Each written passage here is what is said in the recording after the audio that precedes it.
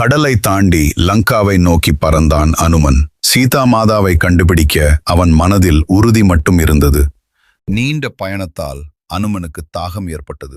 ஒரு காட்டுக்குளம் அருகே இறங்கி தண்ணீர் குடிக்கச் சென்றான். ஆனால் அந்த குளத்தில் ஒரு கொடிய முதலை மறைந்திருந்தது. அது அனுமனை தாக்குவதற்காக காத்திருந்தது. திடீரென அந்த முதலை தண்ணீரிலிருந்து பாய்ந்து அனுமனை தாக்கியது. ஆனால் அனுமன் அச்சமின்றி அதனை எதிர்த்து நின்றான். கடும் சண்டை தொடங்கியது. அனுமன் தனது பேராற்றலால் முதலைக்குடன் வீரமாக போராடினான். இந்த வீடியோ பிடிக்கும் என்றால் லைக் செய்யுங்கள். டிவைன் சீக்ரெட் சேனல் சப்ஸ்கிரைப் செய்யுங்கள். ஒரே சக்தி வாய்ந்த அடியில் அனுமன் அந்த முதலைக்கு முடிவு கட்டினான்.